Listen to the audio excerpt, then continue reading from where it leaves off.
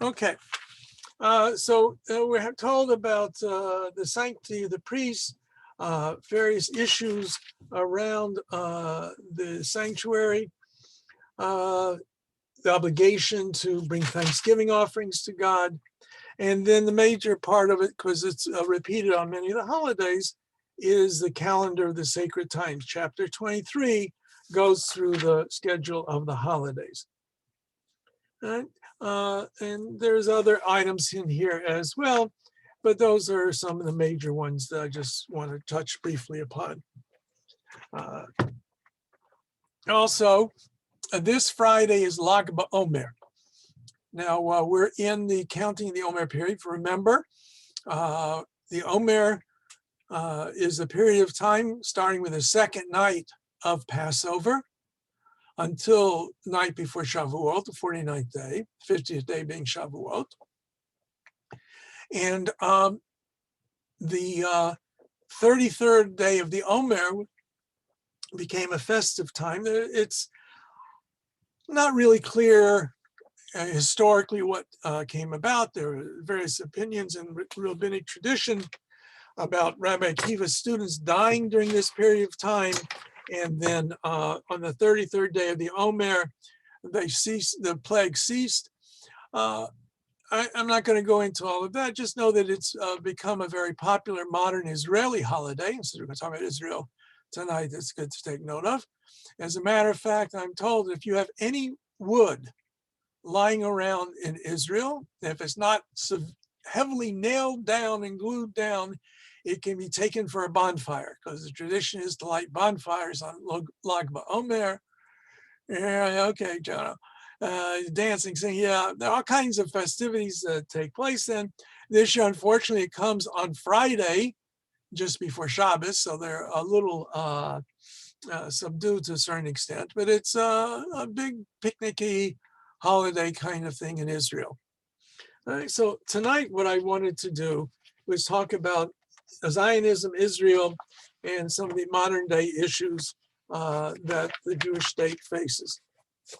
Now, one of the things we have to always remember, excuse me, while Zionism, as we think of it, is a modern political ideology, the idea of the connection of the Jewish people to the land of Israel has been part and parcel from the earliest times. As a matter of fact, when God speaks to Avraham Avinu and promises him offspring, he also says, this land will be yours, Eretz Canaan. And when Israel goes down to Egypt and they come up, they know they're coming back to the land of Israel. And all during the First Temple period, we have, the history of the various issues that took place then, but certainly the understanding of who a Jew was, essentially was who was an Israelite. But whoever comes from the stock of Abraham, Isaac, and Jacob. And similarly, what is understood is that to live in Israel essentially was the determinative of who was a Jew. In the ancient world, there was no such thing as conversion, not really. But what we did have was a naturalization process, really. When we read the book of Ruth, which we will look at when we get close to the holiday of Shavuot in a few weeks, while the rabbis interpret the story of Ruth as having included conversion, there's really nothing very clearly spelled out in the book of Ruth that tells us that it took place. We do know that Ruth identifies with Naomi, famous lines that we will look at about wherever she goes, that Ruth will go. And she becomes the paradigm for the righteous convert. But at that stage of history, there really was no need probably to have any actual act of conversion. If you lived in Israel, you became an inhabitant, you gave up idolatry, you became part of the Jewish people. Only when the temple is destroyed, and a little bit before that, when Jews were beginning to be exiled to Babylonia, does there become a need to distinguish between who is in and who is out, who is part of the Jewish community, who's not part of the Jewish community. So when the restoration comes about, and during the time of Ezra the scribe, there's a conflict over non-Jewish wives, the role of the non-Jew in the return to the land of Israel. But for the next few centuries, up until the time of the destruction of the Second Temple, even though many Jews did not live in the land of Israel, they certainly identified as their connections with the land of Israel. One of the Psalms we have, it talks about Al Maharot Bavel, Sham Yashavnu Gam Bachinu, B'Zachrenu Et Zion. By the rivers of Babylon, there we sat and cried as we remembered the land of Zion. And it says, if I should ever forget Jerusalem, my right hand wither, my tongue cling to my mouth, cleave to my mouth. So there was this very clear understanding of the relationship of the Jewish people in the land of Israel.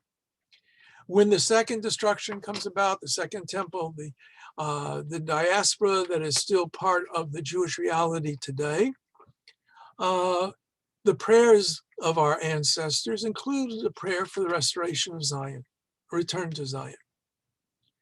I mentioned the revolts against Rome. It's significant to note that as a result of the failure of those revolts, the rabbis had a very marked tendency to try and downplay any kind of political attempt at reestablishing the land of Israel. They tried to make Judaism the portable tradition of the Jewish nation, but they tried to discourage any attempts to revolt against Roman rule, although they did take place a number of times. If you remember, I mentioned last time that there were cases later on when the Parthians would invade what was then the eastern limits of the Roman Empire. Sometimes the Jews who lived there sided with the invaders because they preferred them to be the rulers to Roman rule. But there's a statement found in the Talmud that becomes very important later on, which essentially says that God made a covenant with the nations. And that covenant was that Israel would not, the Jewish people would not try to take back the land of Israel prematurely, and they would not destroy the Jewish people. But throughout our history, up until the modern era, there always was this religious, I would call it, rather than nationalistic, pious hope for the ultimate return to Eretz Yisrael, to the land of Israel. That never disappears. It's still part of the traditional daily prayers that we say, that God should remember us, that should gather us together from the four corners of the earth, bring us back to the land of Israel, restore the Davidic line, representing the Jewish self-government. But what would happen would be people from time to time might decide to go to live in Israel, the land of Israel, under Arab rule or under Turkish rule. But there was no major effort at a restoration of a Jewish commonwealth of polity in the land of Israel up until the modern era. And that's why a lot of people suggest that the rise in nationalism in Europe in the 19th century influenced the development of a nationalistic idea amongst the Jews. Now, I want to reemphasize, what we are going to be talking about now is a new ideology of Jewish recognition of the Jewish peoplehood attached ultimately to the land of Israel. but the dream and hope of a restoration to the land of Israel, even if it was only understood as being in Messianic days, never disappeared. And so the Jews throughout the world always had in mind this restoration. It's only with the rise of the Reform movement in the 19th century do we begin to have an ideology that is opposed to any dreams of a future restoration. And the anti-Zionism that comes to the force in certain quarters of the very Orthodox world rises up as a reaction to the modern Zionist idea. And even in those circles who are opposed to a Jewish state today, the religious Orthodox circles, it's not that they're opposed to the concept. They think it's too early. You have to wait for the Messiah to restore the Jewish people to the land. All right, so we're going to begin our exploration tonight with some of the history of how this came about. All right. And I'm going to throw a lot of names and dates and people at you. I'm interested more in the broad parameters, as I always am. So take that for what it's worth. And we're going to begin with a man by the name of Moses Hess. He was born in 1812 and dies in 1875. And he's considered to be the father of Zionist socialism. Zionism has many different expressions, and the socialist one was a major part of it. He was an Orthodox, he was born in Bonn. He was educated by his Orthodox grandfather. Later, he moved to Cologne for business reasons, went to work at 14 in business, studied philosophy at the University of Bonn, but he didn't actually graduate. And he got involved with socialist politics and helped found the first socialist daily newspaper in Cologne. Now, he, as part of this revolutionary kind of activity, he has to flee Germany at one point.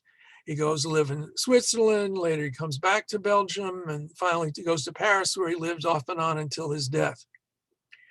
In 1861 through 63, when he was living in I'm sorry, let me get this right. No, yeah, he lived in Germany from 1861 to 1863, where he published his most famous work, which was titled Rome and Jerusalem. He believed that he was socialist, and he believed that free labor should replace the system based on exploitation. And he went through a period of back and forth on his Jewish identity. And we'll see that's true about a number of the earliest Zionist leadership. In his 20s, he felt himself thoroughly German and believed that Jews should assimilate, give up their separate identity. Later, reacting to the various events that took place, anti-Semitic events, he occasionally expressed compassion for his fellow Jews. Finally, in the work Rome and Jerusalem, he writes of his return to his people.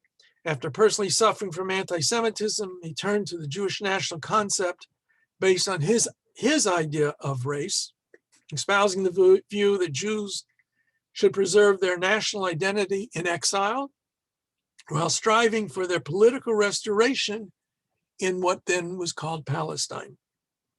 And he felt that the Jewish religion was the best means of preserving Jewish nationality, and he felt it should be left unchanged until there could be a Jewish community fully established in Palestine, where a Sanhedrin could be elected, which then would be able to modify Jewish law as it saw fit at that time for the new society.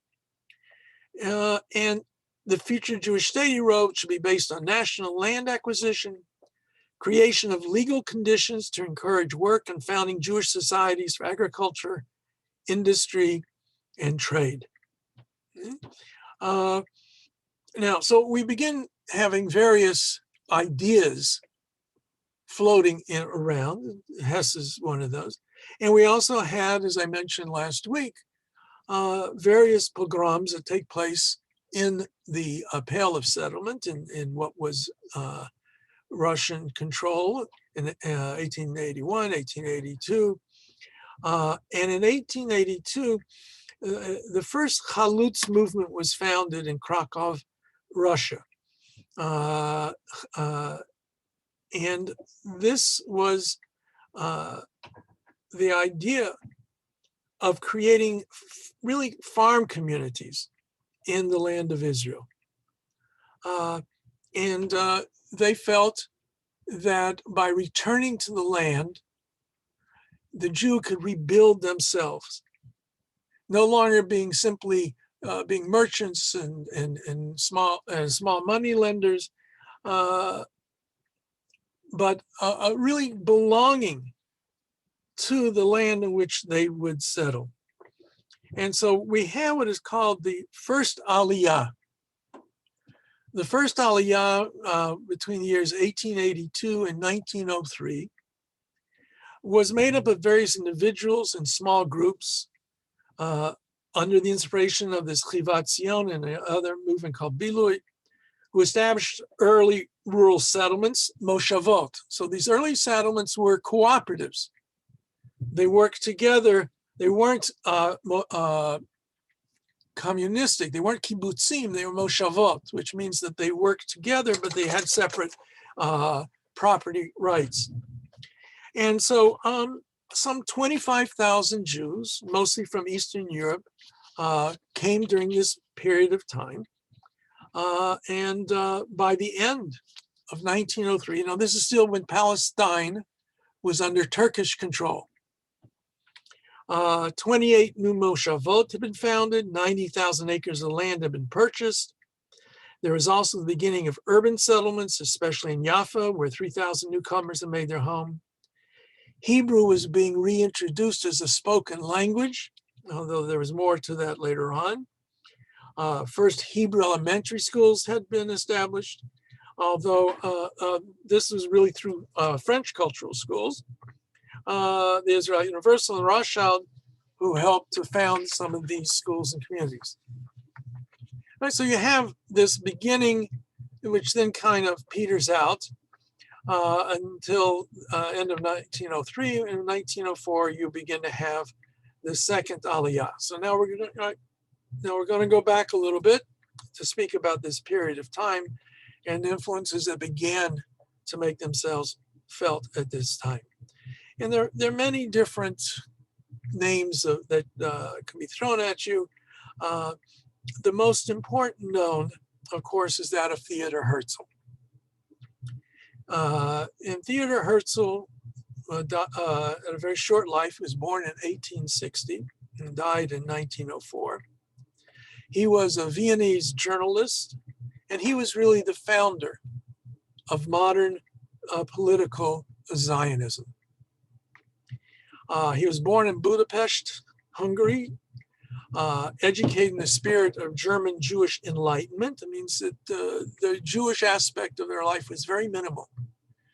To his dying day, we don't know if Herzl knew any Hebrew at all, for example. He certainly was not an observant Jew.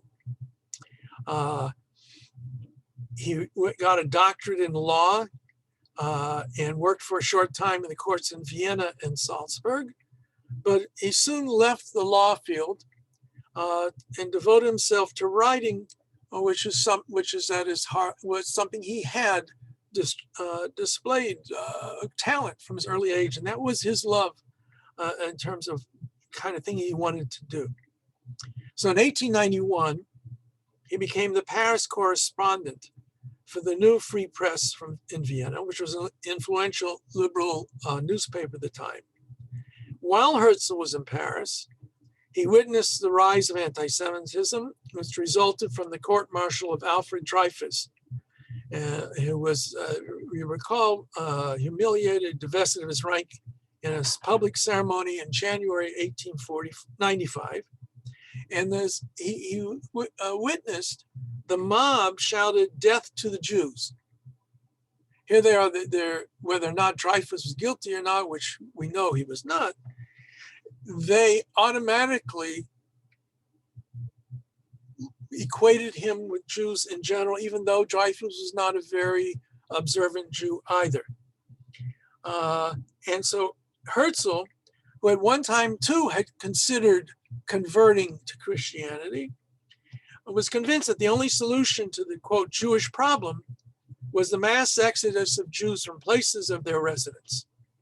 And originally, he didn't care where they went, as long as they were able to find a home where they could live together and create their own society. And then eventually, of course, he realized that the national home in Palestine was the only answer.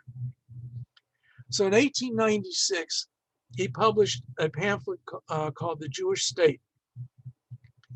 And he was the first to call for immediate political action. The Jews should start working towards the creation of a Jewish state. Some people liked what he said. Others thought he was too extreme.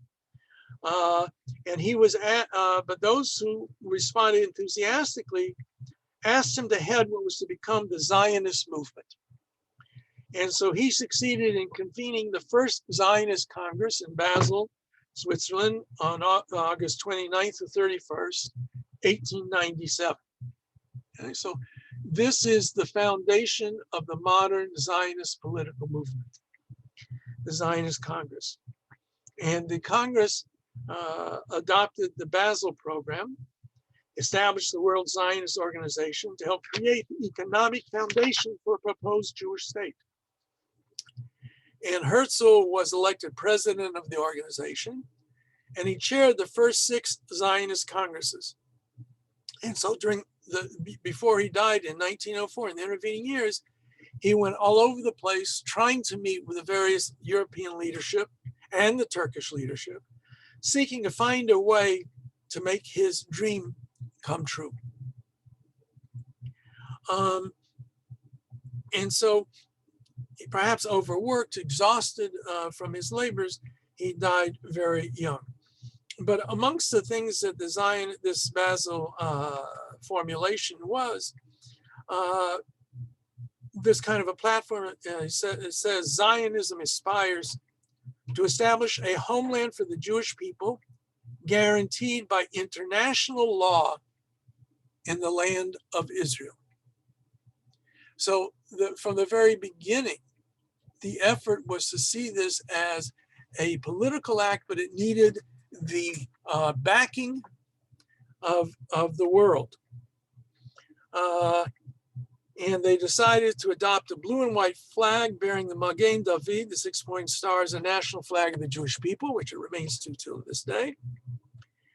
And there were 4 means that were resolved by the Congress to secure a national homeland: settling the land of Israel by farmers, artisans, and merchants; organizing and uniting all Jewry by means of local and general activity in accordance with the laws of each country. It's going to be an international Jewish movement; intensifying Jewish national feeling and Jewish national consciousness; and preparing to receive the consent of governments to the realization of the Zionist goal. So we have the beginnings of the formation of what was going to be the Zionist organization, the World Zionist Council. This still has existence till today, and really it did ultimately bring about the establishment of a Jewish state.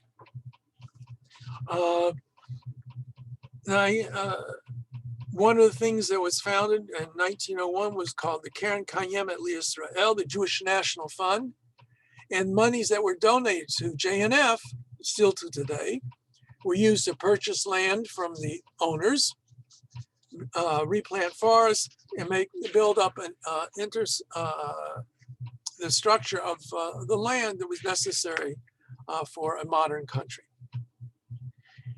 So now, during this time, there are kinds of things going on. For example, Britain proposed that El Arish, which is in the Sinai, could be used as this Jewish home. Later, the idea was Uganda, that all the Jews should settle in Uganda. Fortunately, all of these were rejected by the Sixth Zionist Congress, which said only in the land of Israel. Okay, so now we have what is called the second Aliyah. By the way, the word Aliyah means to go up. Just like when we go to the Torah, we're called up to the Torah, it's an Aliyah to the Torah. The land of Israel in rabbinic mythological language was always the highest point in the world. So when you went to Israel, you're always making Aliyah, you're always going up to Israel. And conversely, when you left Israel, you were going down, Yerida. And those terms are still used till today. Okay, so now during the second Aliyah, which is from about 1904 to 1914, the immediate impetus was known as the Kishinev pogroms in 1903 and others 2 years later. It was mostly consisted of young men and women, mainly from Russia, and many of them imbued with the socialist ideas. And these young men and women were guided not only by more conscious and consistent national ideology, but were also fired by the ideal of laying the foundation for a workers' commonwealth in Eretz Yisrael. So now, there are very strong socialist tendencies in this group. And the young pioneers of this second Aliyah movement generally worked as hired laborers in the Moshavot that had preceded them. They established the first Jewish labor parties, Poalei Zion and Poel HaTzair. And it was also their initiative that led to the establishment of the first kibbutz. And also under part of their impetus in 1909, the foundation for the first all-Jewish city, Tel Aviv, was laid. And these young pioneers of the second Aliyah were also active in the beginning of Jewish self-defense and established the Hashomer Watchmen's Association. There was need to protect the settlements, to protect the kibbutzim, to protect Moshavot. And so Jews took upon themselves not to be lambs to the slaughter, but to actively defend themselves when necessary. And they introduced Hebrew to all facets of spheres of life and laid the foundation for a new Hebrew press and literature. So between 1904 and 1914, in the neighborhood of 40,000 Jews moved to the land of Israel, to Israel, Palestine. Now, one of the things, though, that this brought about was that this was a different group of people coming in, of Jews coming in. The earlier settlers, for the most part, or even previous generations, were often religious Jews. They had no great ambitions for political change of affairs. But this new group was indeed wanted to see the land of Israel, the community of Israel, develop along very different lines to the traditional Jewish way of life. And that became important because there had what was known in Israel at that time, in Palestine, the old settlement, the old yishuv. The old yishuv was made up mostly of Orthodox Jews. They had lived in Israel, some of them for generations. Some of them worked for a living. Many of them were based upon study and charity from coming outside of the land of Israel. If they were from European background, they spoke Yiddish. They weren't interested in Hebrew as everyday tongue. And so we begin to have this conflict and separation between two elements that we still see some of it today. Although in some ways it's changed, but nonetheless, it begins already early on.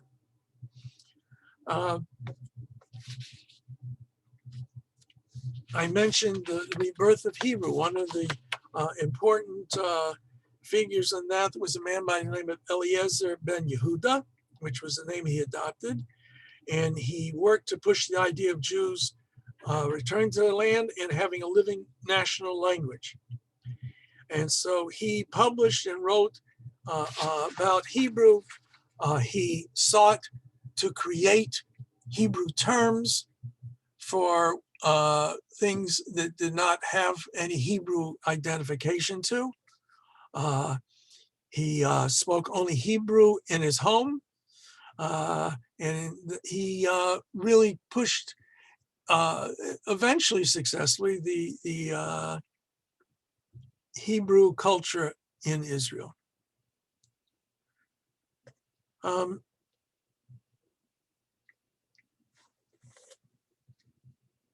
Just looking it over here. Now, with the outbreak of the First World War in 1914, you had the phenomenon that Turkey, at the beginning of the war, sided with Germany, the German Reich. And Russia, where many of these Jews came from, like Ben Gurion, were Russian citizens. They were not citizens of Turkey. And therefore, they were thought to be foreign and to be capable of turning against the Ottoman rule. And so there were restrictions that came into place. Some of the Jews that were living there were kicked out of the country. And so that period of time from 1914 to the end of the First World War was a time of difficulty for the Jewish community in the land of Israel. But at the same time, it opened up opportunity. And so, for example, in 1915, there was created what was called the Zion Mule Corps.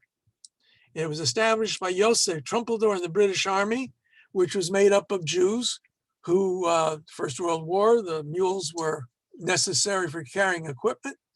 And so there was a division in, I don't know how big it was, in the British Army made up of Jews who sought to be recognized this way.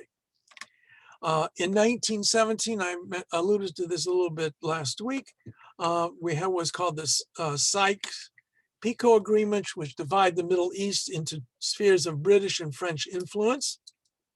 And finally, not finally, but on November 2nd, 1917 was when the Balfour Declaration was released. The British thought that they, first of all, would help the war effort of the Jews on their side. They also felt that this would be a strike against Turkey. And there were certain Jewish individuals like Weizmann, who was Chaim Weizmann, who was a noted chemist, who came up with a chemical solution to the British need for armaments. And so he and others went to work on the British government to get them to declare this Balfour Declaration. And when the peace conference meets in Versailles, Chaim Weizmann headed a Zionist delegation that was seeking to convince the people there to support the British having a mandate and then eventually creating a Jewish home in the land of Israel. Now, throughout this early period, there was conflict between Jew and Arab in Palestine. Part of the issue was that some of the Arabs felt threatened by these newcomers, changing the way things were done, separating fields where they used to be able to have their sheep go and pasture. The lands that were purchased were often purchased from absentee landlords, people who lived outside of the land of Israel who owned property. Sometimes on that property were Arabs, farmers, who then got kicked off. And so there was sometimes bloodshed. That's why I mentioned before about the Shomer group that was created to guard the various settlements. And one of the famous episodes was at a place called Tel Chai, where Joseph Trumpeldor, who was had create the Mule Corps, was killed. And so this is 1920. And so shortly around that time, the Histadrut, which was in essence the major Jewish labor union, was created, and the Haganah, which was a Jewish defense force. Now, between 1919 and 1923 was what was called the Third Aliyah, and was partially a continuation of the second, which had been interrupted by the war. And then there's a renewed impetus as a result of the Bolshevik Revolution, in which there were pogroms in various parts of the old Russian Empire. And the fact that Palestine was now under British rule. Now, some of those who left Russia were able still to go to the United States. As I think I mentioned before, my grandfather, my father's father and grandmother, were amongst those who chose to go to the United States, not Israel. He had a sister, which I've never had any contact with, who settled in Argentina. I don't know if we had anybody settled in the land of Israel. Mostly those going to Israel at this time were going because they had Zionist convictions. It was not purely economic. It was because they wanted to create something new in the land of Israel, in Palestine. Now, this third Aliyah brought in some 35,000 immigrants, 53% from Russia, 36% from Poland, the rest from Lithuania, Romania, and other Eastern European countries, plus another 800 from various Western and Central European countries. And so a lot of them were, again, not religious. They identified Jewishly culturally, and the society that they were building reflected that. In 1922, the British mandate was confirmed by the League of Nations, which included commitment to the historic Jewish connection to their homeland. At the same time, the British were playing with politics, and the so-called Churchill White Paper separated Transjordan from the area to be affected by the Jewish national home provisions of the Balfour Declaration and Mandate.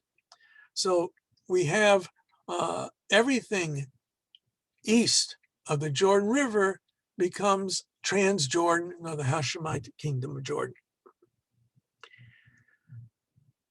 So now from 1924 to 1932, we have what is some referred to as the fourth Aliyah. From the middle of 1924, there was this new wave of immigration, and there was a drop in the inflow of pioneers because of restrictions on departure from Soviet Russia. On the other hand, there was a rise in the immigration of middle-class people, shopkeepers and artisans, mostly from Poland. And that was a result of economic crisis in Poland, economic restrictions that have been imposed on Polish Jews, and the severe limitations that had been imposed on immigration to the United States in 1924.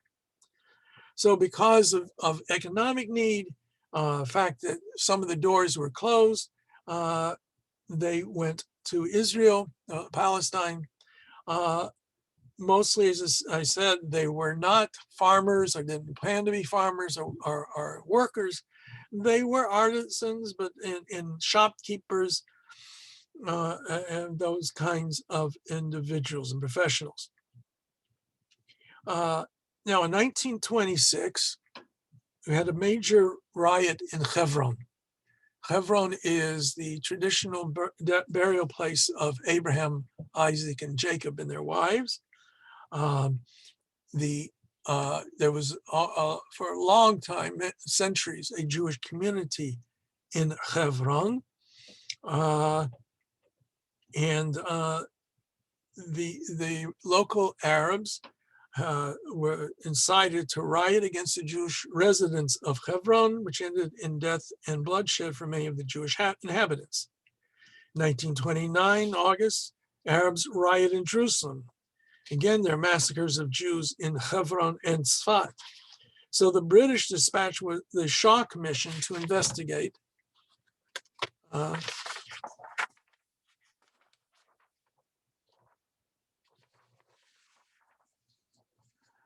So now, in 1930, the Hope Simpson, the British liked inquiries. They have that here in Canada too. So we have the Hope Simpson inquiry follows the recommendations of the Shah Commission in analysis of land opportunities, and it leads to the following.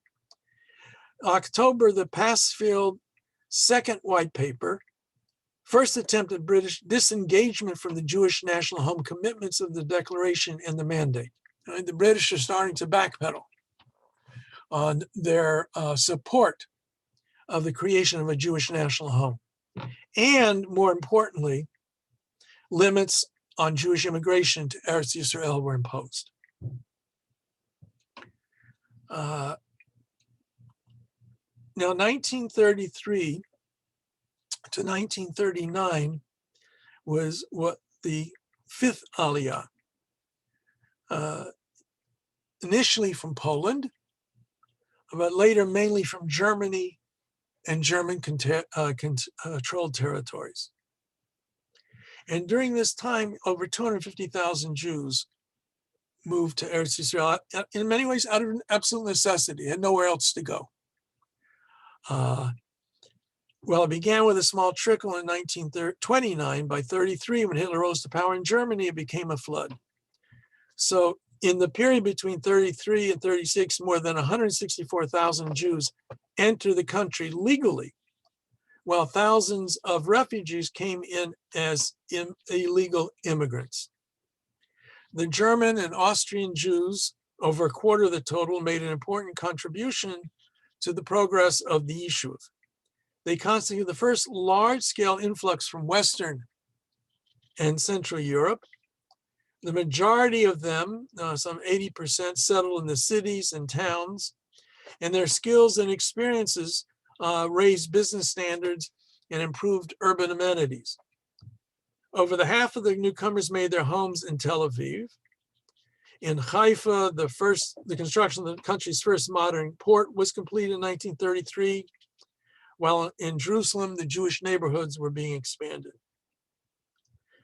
A relatively high proportion of the newcomers from Germany and Austria practiced either medicine or one of the academic professions. And so they provide a majority of the musicians who formed the new Philharmonic Orchestra. 20% of the immigrants contributed to the establishment of new moshavot and kibbutzim. And in 1933, a new kind of aliyah called youth aliyah was started, which was an attempt to bring in younger Jews, perhaps leaving their parents behind to escape what was coming to Europe. So on the eve of World War II, the Jewish population in Palestine was about 475,000, which constituted approximately 40% of the population. Now, there are all kinds of figures and census and arguments over the makeup of the local citizenry. Certainly with the rise of living standards that came about as a result of this Jewish immigration, there was also an influx of Arabs who moved to Palestine because of the economy and economic possibilities that now existed there. And so both kinds of immigrants were coming in. I don't know if you've ever seen there are a lot of movies that have been made over the years about this period of time when during the illegal attempts to bring Jews in because the British white papers limited it. So for example, in 1934, the first organized efforts at a clandestine immigration by sea were attempted. The Chalutz movement chartered the Greek ship Velos, and with the aid of Haganah members, landed some 350 immigrants in Israel. And other groups of Visionists, Beitar, various political entities in the young Jewish society of that day also brought in immigrants. What's interesting is everybody, of course, today has heard of the Mossad, the Israel spy organization, the villain or hero, depending upon which side of the story you're often on. They were founded by the Haganah as an organization for illegal immigration. Their purpose was not to be spies, but to bring in immigrants. During the Second World War, legal immigration dwindled to a trickle, and the British Navy kept constant watch on the refugee boats trying to reach the gates of Palestine. Some of the boats were fired on as they approached the coast. Some were turned back. 3 sank. 21 boats in all completed the voyage, carrying some 15,000 refugees. And during the war years, the Mossad organized immigration by clandestine overland routes through the Middle East. After the war, a large-scale operations at sea were resumed by the Mossad, the immigrants being mainly refugees, survivors of European Jewry who escaped from death and made it to Italy, France, and Romania, and Yugoslavia, Greece, and then eventually to, if they ran the British gauntlet, to the land of Israel. But most of the boats had been intercepted by the British. And here you have people who not long ago were in concentration camps. And now the British shipped them to detention camps in Cyprus. They felt like they were back home, as it were. So between 1934 and 1948, despite the British efforts, some 115,000 illegals were brought in, while 51,000 were interned by British authorities in Cyprus. And so while this is going on, you have the reaction of the local Arabs to what was taking place. There was a general strike by Arabs in 1936 in the land of Israel, which led to the Peel Commission.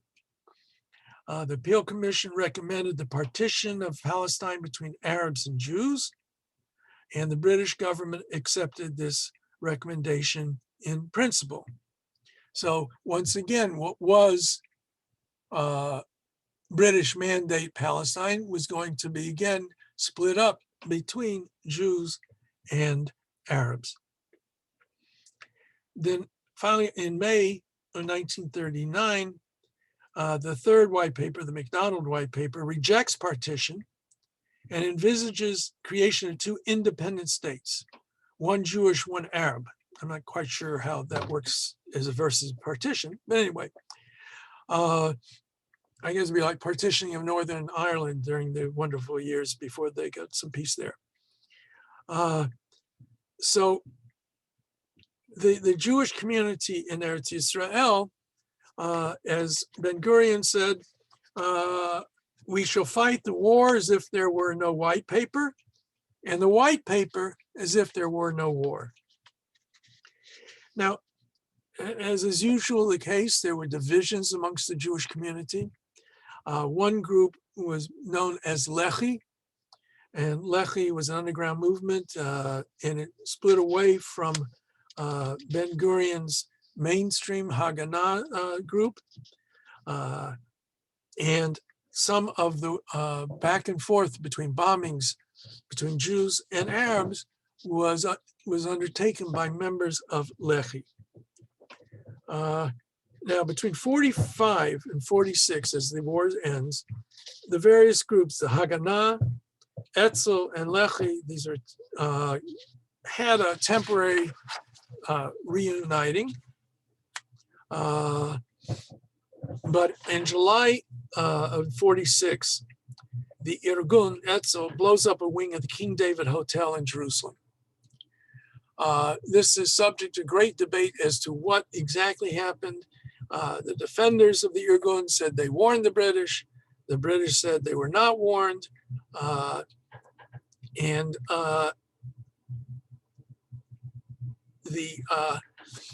Many people were killed. The British had sentences of death to members of Lehi, of Etzel, excuse me. In turn, Etzel hangs two British sergeants for the death of their members. All right, so now, as we're getting closer to November of 1947, we have the struggle going back and forth for immigrants and the beginnings of the outbreak of hostilities. There's sniping, fighting, various kinds going on. And finally, in November 29th, 47, the Jewish, there was a 11-member United Nations Special Committee on Palestine resolved that both Arabs and Jews should be granted full independence and that Jerusalem should be internationalized. And on the night of November 29th, 1947, the UN General Assembly took a vote on approving the Palestine Partition Plan. So it was carried by a vote of 33 in favor, 13 opposed, and 11 abstaining. So this was the beginnings of the state. The Arabs did not accept the plan. Indeed, for them, it was a day of mourning. And not long after the UN decision was approved, Arab rioters massed near Jaffa Gate, Jerusalem, and proceeded to the Jewish Commercial Center, where they looted stores and set them on fire. And the British Army, instead of stopping it, did not intervene except to stop Jews from salvaging whatever could be saved. Riots broke out in other cities, especially those with mixed populations. Many residents of border neighborhoods abandoned their homes. Jews in more isolated neighborhoods fled to other Jewish neighborhoods, and many Arabs left for nearby Arab countries. And also outbreaks of violence against Jews who lived in Arab lands. So when the Arab attack began, the Haganah decreed that no settlement was to be abandoned, no matter how small. It was necessary to maintain a presence at all costs, since the borders of the state would be determined not by the partition plan, but by the ceasefire lines. They understood that at the end of the day, what was voted on in New York would not be the major decider, but what took place on the ground, which is always the case. The issue of recognizing a Jewish government was debated amongst the Jewish community. It was decided to go ahead and declare independence, May 14th, 1948. And one of the big questions was whether or not the United States would recognize this new entity, which indeed they did, even though the US State Department was opposed to it. So if the period of time between November 30th, 1947 and March 10th, 1949 was the time, which is right after the partition plan was approved by the United Nations, was the period of the fighting. Now, at the outset, Israel's position was worse than that of the Arabs, both in the number of fighters and in the poor quality of its equipment. Many did not believe that the Jews could gain the upper hand in this battle. At the time, the Jewish community in the country numbered some 600,000. And during the war, 4,500 soldiers and 1,500 civilians lost their lives. 1% of the total Jewish population in Israel. Well, the Arab population exceeded 1,300,000. Plus, they were flanked by well-equipped regular armies. The Arab countries, a total of about 100,000 soldiers. Approximately half the Jewish forces were made of people who had been active in underground organizations like Haganah and Etzel. And at the beginning of the war, their ammunition totaled 1 million bullets, or 50 bullets per rifle. There was a negligible number of larger weapons, such as mortars, and no organized air force. The entire air service numbered 9 single-engine planes. There's no armored corps, and the naval fleet consisted of a few motorboats, so it didn't look very good. Now, until the actual declaration of independence in May, this was basically, you can call it a civil war. It was a local population fighting against the other local population, Jewish versus Arab. At first, the Arabs scored many successes, but on April 3rd, 1948, the Jews took the initiative with a wide-ranging military maneuver, combining various forces which had never been mobilized on such a large scale. This was called Operation Nachshon, which was to reopen the road to Jerusalem, which was under siege. And more than 1,200 people, half of them civilians, lost their lives in the first months of the year. If you've ever been to Israel, or if you look at a map, Jerusalem is connected to the coast through the mountains and hills of Judea. And the road was steep. It was bordered on both sides by high hills and mountains. And in order to get through there, you had to run the gauntlet of fighters on top of the hillsides. And last time I was in Israel, there still were along the road there burnt out hulks of trucks that had been armored, various kinds of things in order to try to get supplies into Jerusalem. So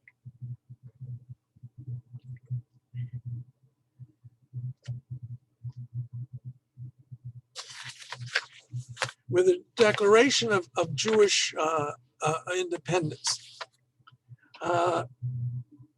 we have really a beginning of open war. Now, Israel is invaded by the Arab armies. So now we're moving from local Arab fighters to the military. In the give and take, which we will skip over. Finally, though, by the time it's over, what is known as Israel at that time was the areas west of the Jordan River, with a big chunk in the middle, which is known as the West Bank, in Arab hands. A pointer sticking out. I should have got some maps. I apologize for not bringing maps for tonight. Into the middle of that West Bank area where Jerusalem was. It was an armistice. There was no peace treaty. Many Arabs fled. Some were encouraged by the Jews to flee. Some were encouraged by the Arab army invaders to flee to get out of the way. And some just fled because they wanted to save themselves. So there, and to a certain extent, there was a exchange of populations. You know, after World War II, there were a lot of people who were stateless. There are a lot of people in different countries where borders had shifted, sovereignty had shifted. So, for example, a lot of Germans in Western Poland were expelled from Poland and made their way back to Germany. Similarly, while Arabs had fled from what became Israel, there were some 648,000 Jewish immigrants coming from Arab lands and Europe that came in following the fighting.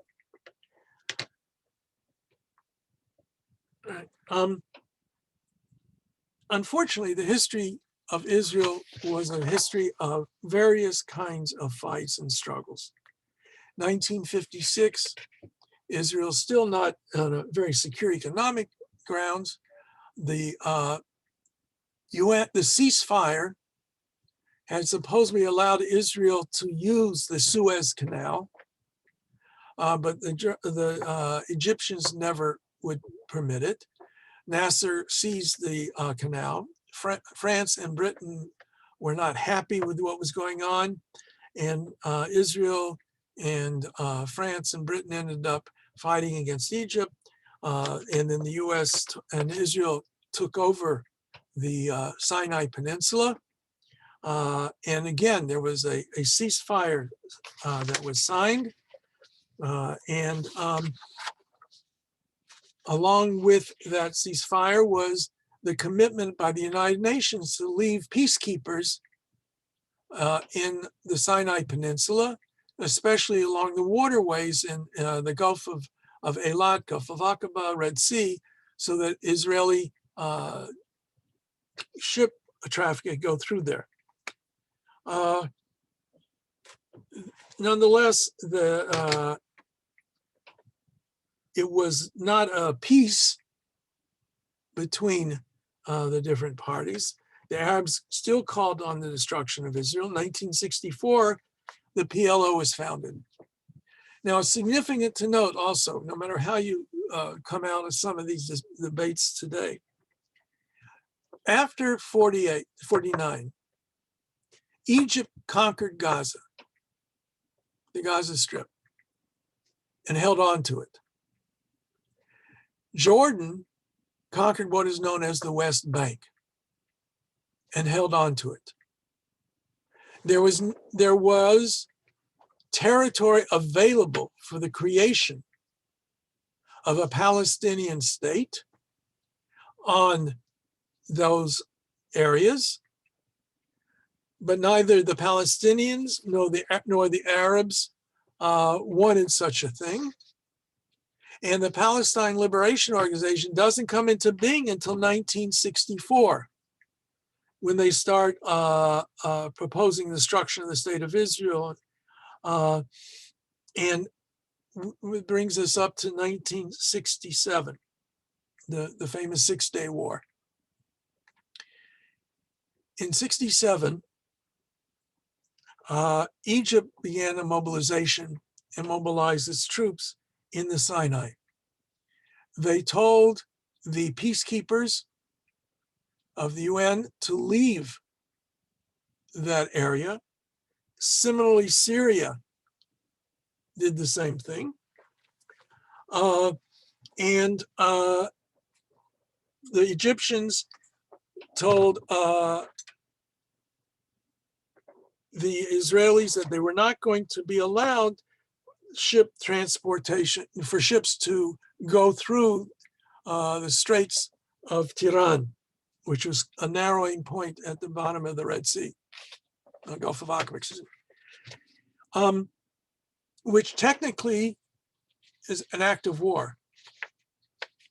And so on June 5th, the Israeli Air Force attacked and wiped out the Egyptian Air Force. And as a result of that, took command of the skies.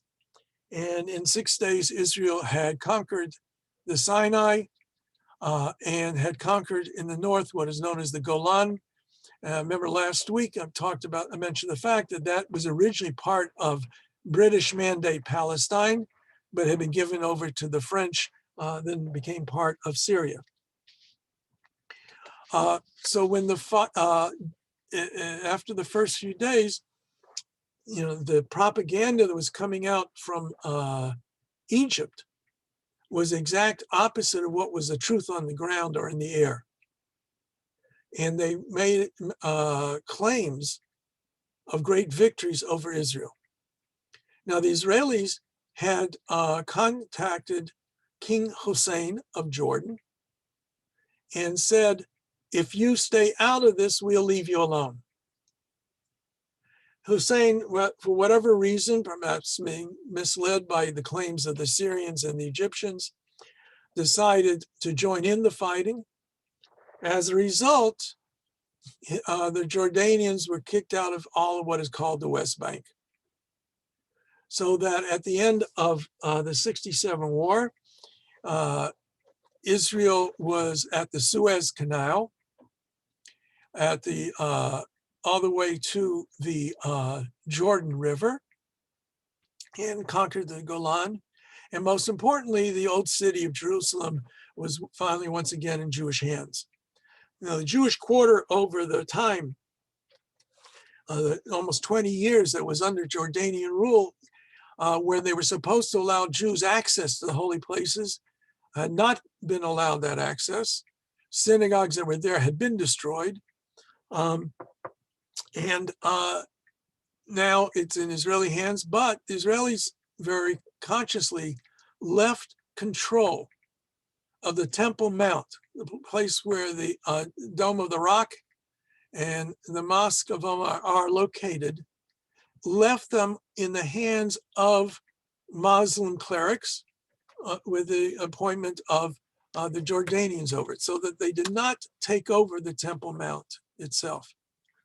And that has been a significant point we should remember. Now, after the 6-day war, you have a long series of various things going on. In 1968, you have the beginning of Aliyah from the USSR, from the former Soviet Union, then still the Soviet Union. Eventually, the numbers that arrived changed in many ways the face of Israel. Huge number of Russian Jewish immigrants, created certain kinds of conflicts, identification conflicts. Some of the Russian Jews were not really Jewish. They were people who were married to somebody who was Jewish. Some couldn't prove that they were Jewish, whatever you have. Now, up until between the 6-day war and the Yom Kippur War in October 6th of 1973, you begin to have a lot of the terrorist attacks on Israeli aircraft. Athletes are massacred at the Munich Olympic Games. And Israel was almost destroyed in 1973 during the Yom Kippur War. They were caught sleeping, as it were. The Egyptians were able to penetrate across the Suez Canal and making their way towards the actual border with Israel. The Russians had given the Syrians a lot of anti-aircraft missiles, sophisticated ones that were taking a heavy toll on the Israeli Air Force. And in the Golan, Syrian tanks had penetrated into northern Israel. Somehow, Israel was managed to fight it off. In Sinai, not only did they encircle the Egyptian army that was still left in Sinai, they actually crossed the Suez Canal and were on the other side of the canal. In Syria, they were pushed back, and Israeli forces had drawn close to Damascus. And finally, once again, a ceasefire was arranged.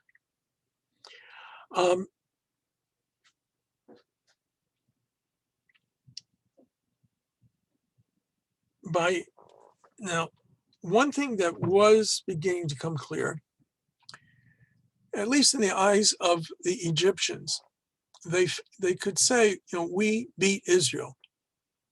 We were able to kick them around.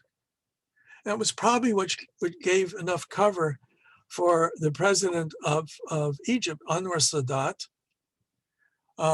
to reach an accord with the Israeli government, at that time led by Menachem Begin. And Israel returns the entire Sinai Peninsula to Egypt, and a peace treaty is signed between Israel and Egypt. It's gone up and down in terms of how warm a peace it is, but at least theoretically it's a peace treaty. There are ambassadors from Israel in Egypt, and Egyptian ambassadors in Israel. It's not a time of complete peace. There's lots of issues along the northern border. In Lebanon, eventually Israel invades Lebanon and gets its nose bloodied, really, and various other kinds of episodes that take place. But what is important, while there's fighting and various kinds of things that were going on, there were no more major wars that took place. Still today, we have issues that exist, and I want to touch upon them in the next few minutes. Israel is a democratic country with its pluses and minuses. Arabs are allowed to vote. They are not required to serve in the army. The Druze, who are another community within that part of the world, some of them on one side of the border, on the Syrian side, one side on the Israeli side, and their loyalties are to the countries in which they live in. I will not say if you go to Israel, you'll see a perfect harmony between Jew and Arab. That's not true. There are issues. There are difficulties. When the accords between Israel and the PLO were signed in 1993, you began to have the possibility of some self-rule for the Palestinians. Again, it's gone up and down, but a good portion of what is referred to as the West Bank is under control of Palestinians. A good portion of it is under co-control, and part of it is under full military control of the Israelis. For many years, the hope was a two-state solution. And who knows if that will ever come about. The reality on the ground is that Israel indeed has made it difficult for contiguous Palestinian territory. First of all, we know to start with, the Gaza Strip is completely separated from the West Bank area, Yehuda and Shomron. So if there is to be a single Palestinian state, there has to be some kind of way of connecting those two sections, assuming they would be able to connect with each other. Because right now,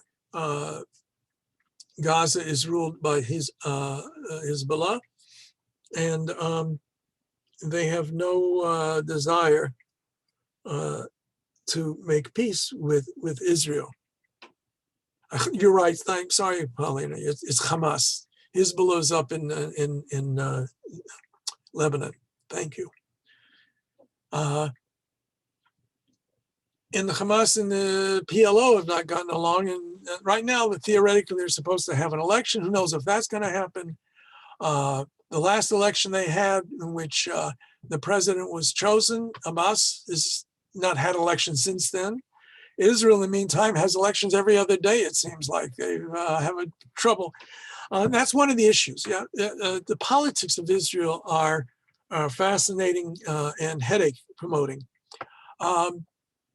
When Israel's first created in 1948, the dominant portion of the population, economically, politically, were Jews who were, for back to a better term, Ashkenazim, Jews of Russian, Polish, and European descent. And to some extent, they looked down their nose at their Jewish cousins who came from Arab lands. Also, they tended to be socialists. And they ran Israel for many years. But the system is a proportional representation. That's why I'm dead set against it coming to Canada. If you get a certain percentage of the vote, I think it's 3.5% now, you get X number of seats in the Knesset. So every seat in the Knesset is apportioned to the vote that the party gets.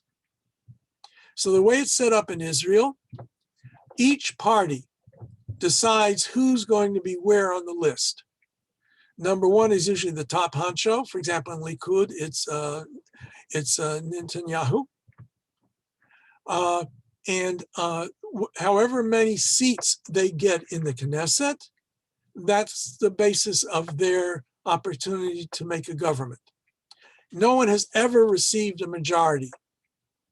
So every Israeli government has been a coalition. And these coalitions sometimes cross large gulfs of approaches. As I said, in the earlier days, what we mostly had was you had the Labor Party being the major force. And interestingly enough, they allied themselves with some Orthodox parties whose philosophy is very different, but they gave them, these Orthodox parties, the right to deal with the religious issues in the state of Israel. Over the years, the left, as they're known in Israel, has shrunk. The right wing, and in Israel, right and left, sometimes it means normal kinds of politics where we think of left and right. Sometimes it means pro two-state solution, anti-two-state solution. So the more right wing has been dominant for a long time now. But no matter what, it's always a question of coalition. I don't think Likud is ever, the Knesset is 120 members. And I think at its height, Likud had 35 seats. And you need 61 seats to run the Knesset. So you have to find with those 35 seats another 6, and now they're around 30, so you need 21 seats, 31 seats. So you have coalitions, they have to make up their mind who's going to do what, how they divvy up the positions and power, etc. So that makes for a very messy government situation.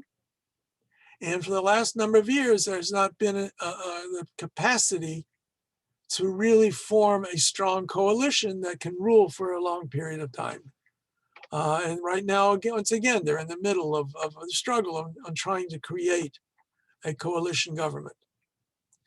Now, furthermore, when you look at Israel, you see a country that runs the gamut of peoples and opinions and approaches. For example, part of the strength of the right wing is because a lot of the Russian immigrants.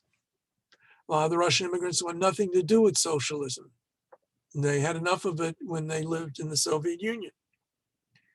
So they tend to go more right wing. On the other hand, It's their community that has some of the biggest issues with the Israeli rabbinate about conversions and marriages and things like that. So for them, the coalition partner with the right-wing Orthodox parties is a problem. Then you've got, your religious and secular divide. Israel still is majority probably secular, but the more right-wing Orthodox population-wise has been growing stronger over the years. They've wielded a lot of power in the Israeli governments and thus have been able to get their schools supplied the way they want. The Israeli school system is divided this way. You have the public school system, Dati Leumi, you have a simple non-religious stream. Then you have what they call Dati Leumi. It's a Zionist religious stream, which means orthodoxy, but more moderate orthodoxy. And then you have schools that are outside of the those two streams, which are usually Haredi, strongly Orthodox, black hat, yeshivish, Hasidic places. And they've been able to have their schools maintained by the government's money. Furthermore, when the state of Israel was first created, when Ben-Gurion made the deals that he made with the Orthodox community, especially the Haredi community, he made a deal that the Yeshiva Bachers, the guys who go to Yeshiva, would not have to serve in the army. Well, that was fine. It was only a few thousand. Now it's a huge number, and it creates a conflict that way. The greatest poverty numbers in Israel are associated with most Orthodox, because many of them still don't go to work, and there's issues there, and they have large families. So these are some of the problems that Israel is facing. And on the other hand, there's been a tremendous amount of brain power that has been released in Israel. Part of it is help from the former Soviet Union. So in the field of medicine and in the fields of computers and electronics and that neighborhood, Israel has come forward with this tremendous amount of innovation and production. And that's why ultimately for the Middle East, some kind of peace, true peace that would enable all the countries around her to share in this possibility would be the best thing that could take place. But I don't know how it's going to come about anytime soon. Those who are violently, look at the word, tremendously opposed to the Jewish state as it is now, want to see it destroyed still. There are those such as the boycott movement. They want Israel to cease what they call the apartheid policies and allow the Palestinians their full freedom. But they don't explain really what that means and how that's come about. Gaza has absolutely no Israelis inside. And every once in a while, Israel has to go back and attack when they're shooting bombs over at Israel, the missiles and things at Israel. The fear in Israel is if you don't have a certain degree of Israeli authority over that area, you'll end up having more missiles and bombs and things coming over the border from the West Bank area. So that gives pause to those who want to see Israel somehow make a deal with the Palestinians. That's where we are today. I think it's important to remember and understand that the Jewish community worldwide supported the creation of Israel, was widely supportive of Israel.